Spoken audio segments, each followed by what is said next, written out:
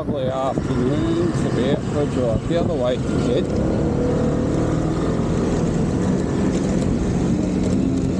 So you can't get a licence in Vietnam until you're 18.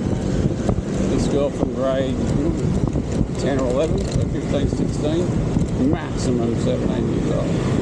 Driving around on a motorbike. Pretty cool. Kind of formality getting a licence. There we go, afternoon traffic jam, so I'll push my way through here.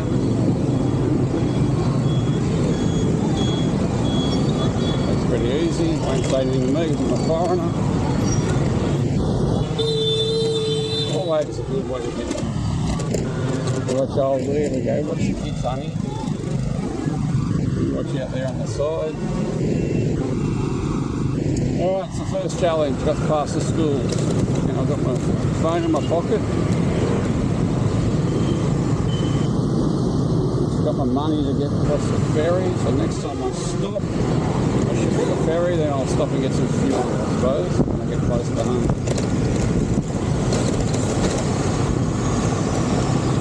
Out of the way, Dick. Strange to smell that.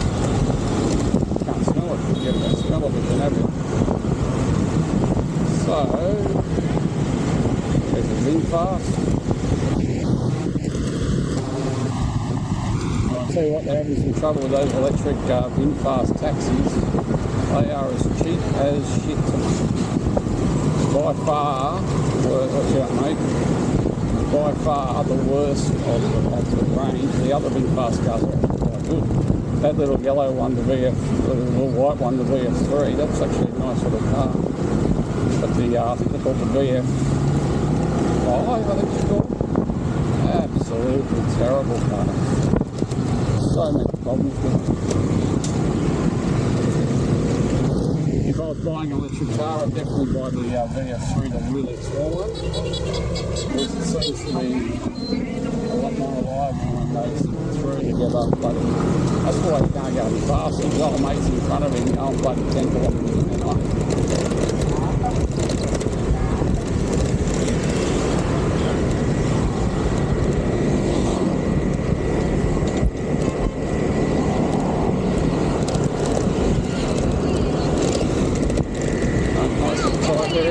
Keep checking it, gotta go that way.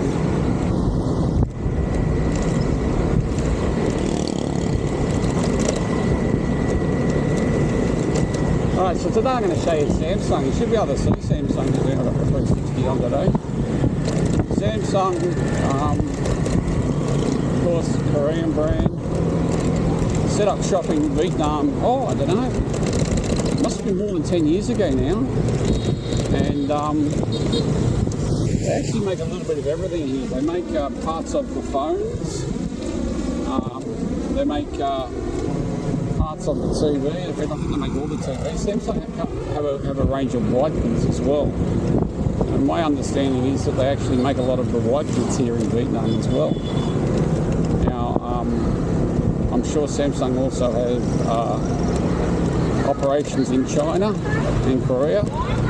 But here, watch out sweetheart, yep that's it. But here, they have a pretty big factory that makes a bit of everything. Not their only operation, but one of their solid operations. Maybe remember a few years ago there was an issue with Samsung batteries catching fire. Well, those batteries are actually made here in this factory. And if I pan around, Samsung factory just over there. Here we come, we've got through the lights here to make sure no one hits us. So this is the beginning of a Samsung factory. So 50.2 on the dial. Let's see how long we can tell how long the frontage is. So I started at 50.2 on the speedo. And this is the Samsung factory in Vietnam. It'd be great to go for a tour through it. They've got their own soccer field in there. Actually a full-size soccer field.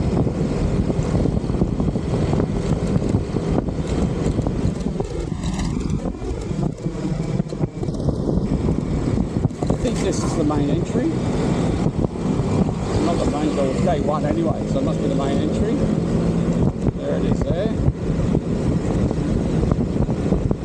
It's a happening place. And deep, it's deeper than it is wide, though. It's more than a kilometre deep, you know. And yeah, it's big. I should find out how many workers actually work here. Someone told me 5,000, but I think it's probably more than that. Look at the number of buses and that sit out the front every day. So we're up to a kilometre already. We've just hit a kilometre. Gate 2, after a kilometre, we've hit gate 2. Alright, we've still got another gate to go at the front. Now around the back, which is the back way to school, there are a few more gates that they use for smaller deliveries, but the big trucks going through the front. Alright, we're up to 1.2 kilometres. So 1.2, 1.3 kilometre frontage. So let's say 1.2 by about 1.5 kilometres deep. And that is the size of Samsung in Vietnam. Bloody amazing, isn't it? Bloody amazing. And they've got room to grow. So I don't think Samsung will be getting any smaller in Vietnam anytime soon, yeah?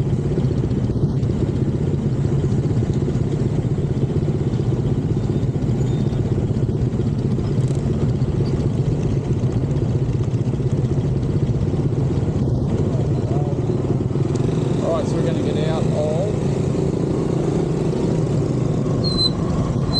what's that do? Audi. You don't see many Audis in Vietnam. They had a good reputation, but then they become the most expensive most expensive cars in the world to service. More expensive than BMW and Mercedes. But the taxes here in Vietnam, why would you bother buying an Audi when you can buy a Mercedes for half the price? Because they make Mercedes here in Vietnam, so they have less taxes on the. Like, mind you, the tax is something like about 150 or 200% on imported cars. So you do the math.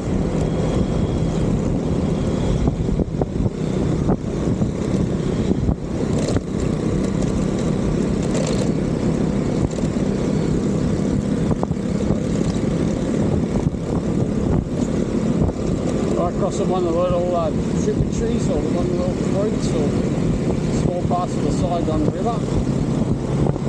I love this little bridge. I used to come down here riding my bike when I lived in Saigon. Nice little trip. Actually, just after COVID, I come down here a couple of times. Can't see from the camera, but there's a little creek down there.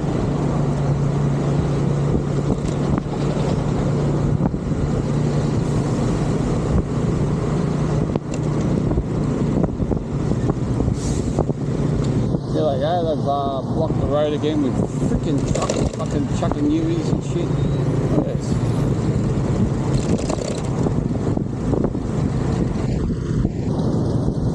I'm not going to get stressed today. Today's my day of no stress.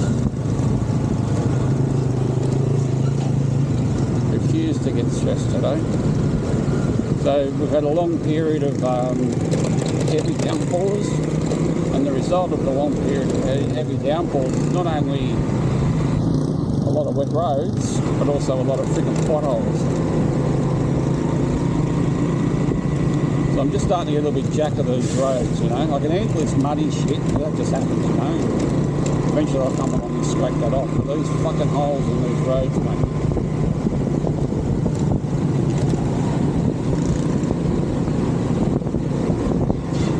Quite literally, they cause you that back pain. Even these here, when you go onto and off the bridge like that, shake the living shit out of you. Get out of the way, shake the living shit out of you.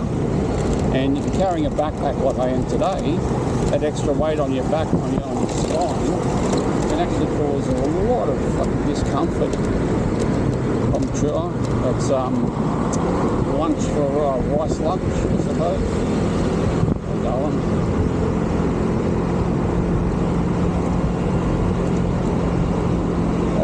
go. Got some speed going now. I've got to get fuel on the way home, I think. But I'm going to wait right till the end. Because I want to try and get as much in as I can. Try and get 100,000 in, so I'll be right for the next couple of days.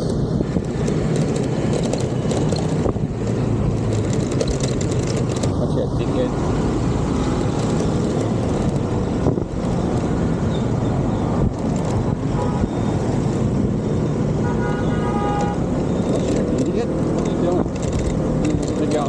Get out of the way, dickhead. Yeah, okay, watch out, thank you very much. You know, road rules are only a suggestion in Vietnam, not an actual requirement.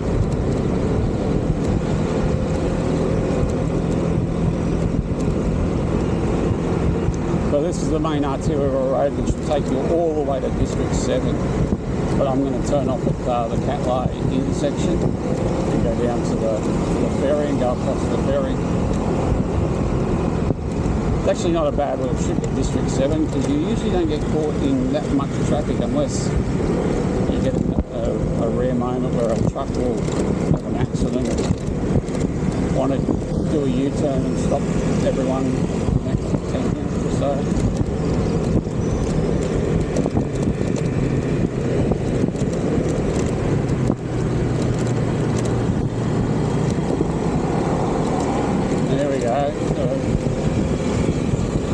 These small little bike lanes, they're a good idea. Only problem with them is when they're good like this, they're really good. So there's no holes, there's no potholes, no patch roads, no big bumps. But then you get up here and they start to get a bit rough and tumble. And yeah, they're a real challenge to bloody ride on, let me tell you. This is the intersection where the cars and trucks come off the expressway, so they come flying up behind you on my right hand side. The idea is to get across to the right as quickly as you can, so they'll get in to your left and get onto their road. Not many there today. A bit hungry though, I've only had one meal a day, so I'm looking forward to dinner tonight because I've got a dog going to get on, mate. This is what us Westerners call a roundabout. Circle. The best way to cope with the circle is to have a truck there protecting me, so I'm just going to go as fast as I can and see if I can create a hole through here. Create a Joe. That fucking didn't it? He stopped pretty quick there, didn't he?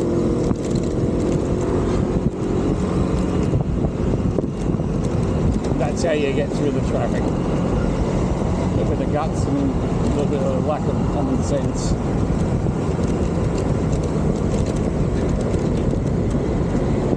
Alright, so this next section is a section I really don't like. It's rough, it's tumble, it's got a shit bloody intersection that you've got to squeeze through.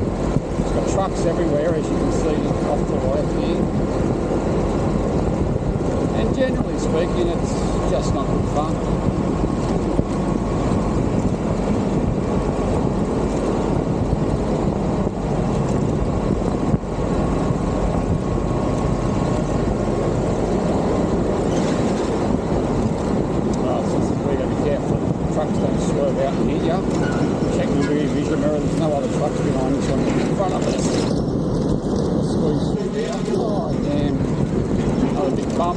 Alright, so this is where you squeeze in between two merging main roads. I think you get 20 seconds to get through it. Let's have a look and see how long we get to get through it and see if we can get through it. Just in front of us here, the girl in the purple outfit. She's using a grab taxi. 21, so that must have 25 seconds. It takes fucking 10 seconds to get going. It's crazy. Now we'll get through today. Usually I'm pretty close, so I'll just run the red light because by the time the trucks warm up and get rolling, you're through the intersection. Now this section down here, dusty, freaking piece of front of it. The road's broken. I'm like, oh. Actually today's not too bad. You can see all that dust in the air. Usually it's about 10 times worse. and usually get cut off by trucks coming into that business there. So over the bridge here, and then we're into the Gatlai intersection.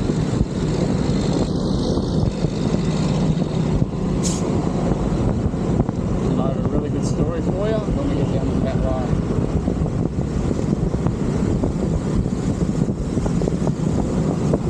Come on, guys. No risk, no reward.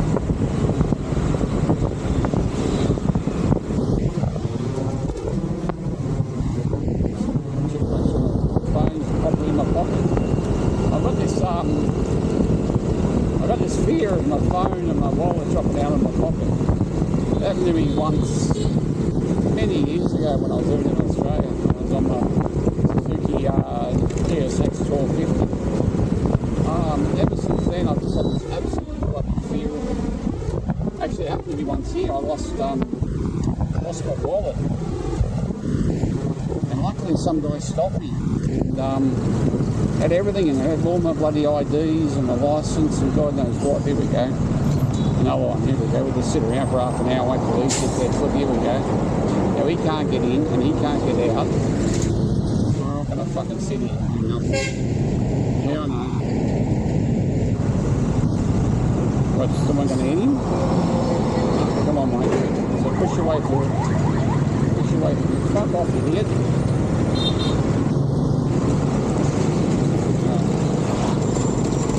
Now we're up over here,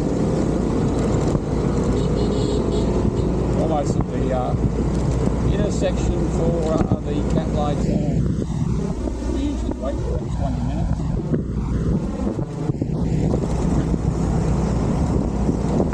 Maybe when I'm through, they fixed the road here. There was 50 centimetres of water here last week.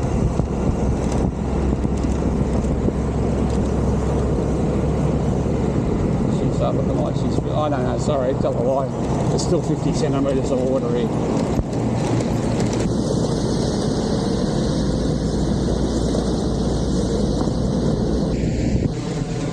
I've never been through here a day where I've not seen water in that section.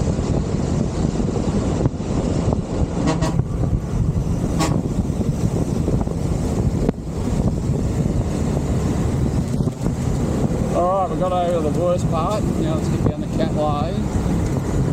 A couple more bumps we're in. A couple more bumps we're done.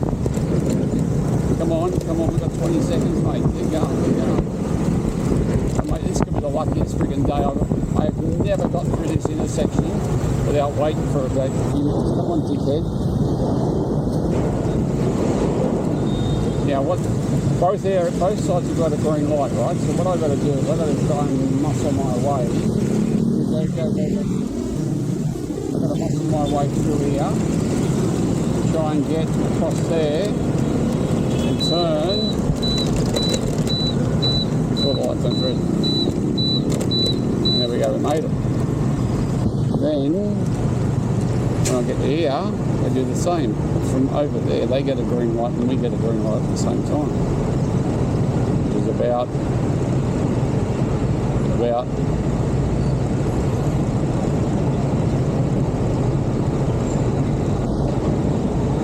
we've got to wait for the green light.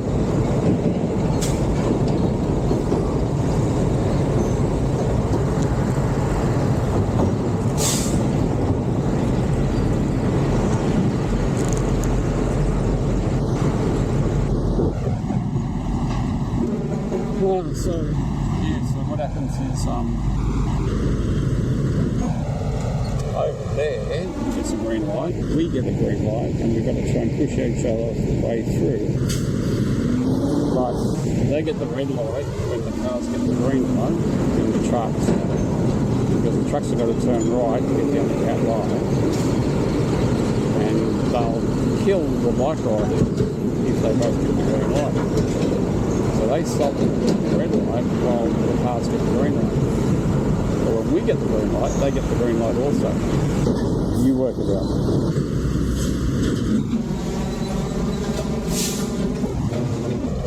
You work it out.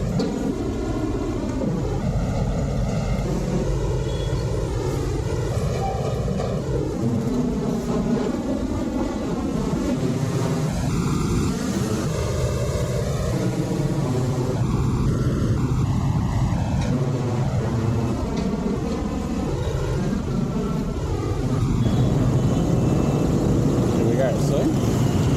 Now we've got to blend into each other. Old mate's taking the lead and we're through. How's that for good luck?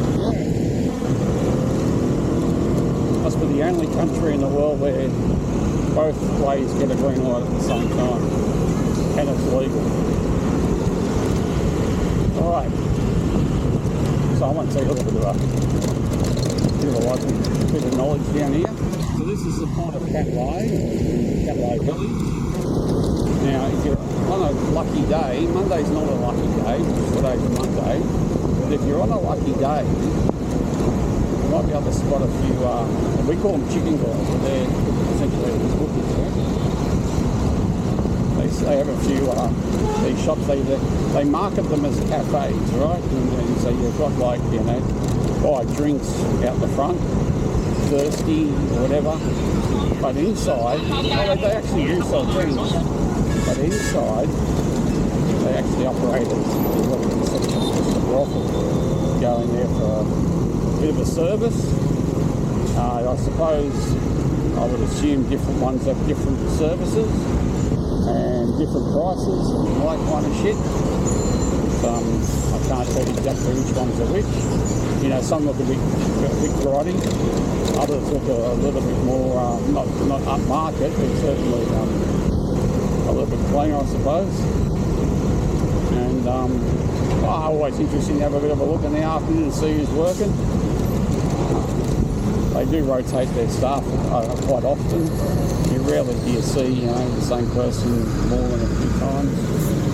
I think what happens is, like, girls from the farming community come from the countryside, come to the city for a week or 2 weeks, work in one of these joints, earn as much money as they can, and then go back home to the country for a couple of months. So essentially what they can do is they can earn 2 or 3 months' salary in a couple of weeks.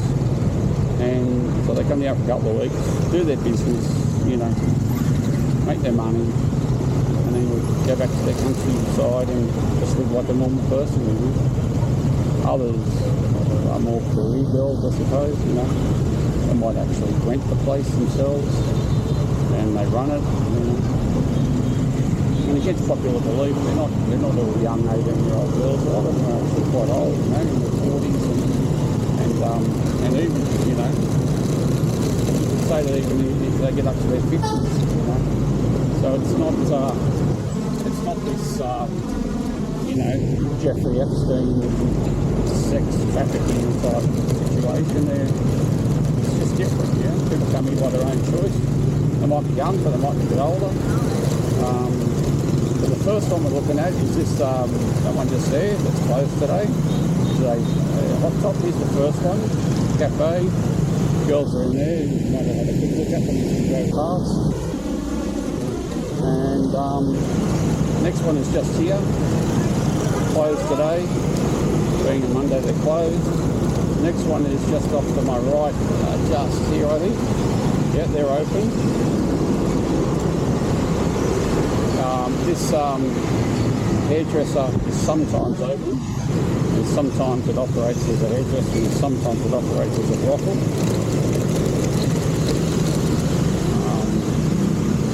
And then we come down here a little bit further. Got a couple here, Cafe Bomb.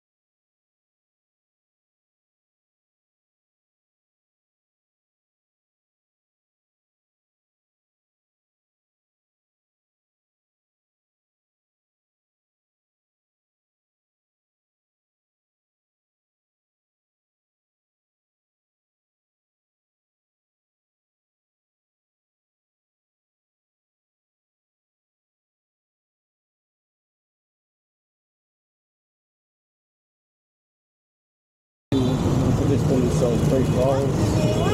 Oh, come on, dickhead. A couple of foreigners getting in a taxi, stopping everyone. Still got the money out while I was waiting. Alright, so looks like the first one's closed.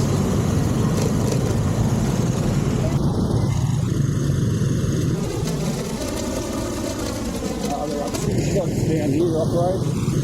You got the cafe just here and then the place after it. That one in there. And then you got this place here.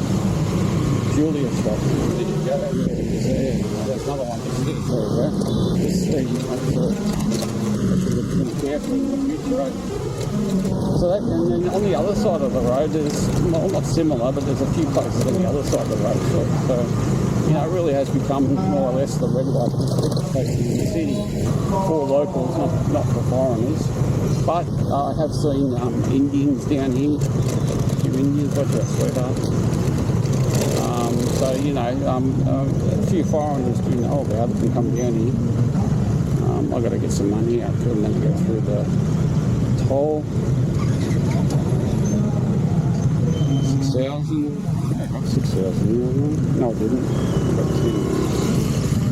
No, I got 10,000. I suppose the big question is, should I buy some Coke for dinner or not? I've got some ginger ale at home. Let's have a ginger ale tonight, not a Coke. So this is Catlow Ferry. Catlow Ferry is 6,000 for one person. If you're going passenger, it's 8,000. 6,000 is what's that? $20,000. 5,000 is 25 cents. About 30 cents to get across the ferry. What can you get anywhere in the world for 30 cents these days, huh?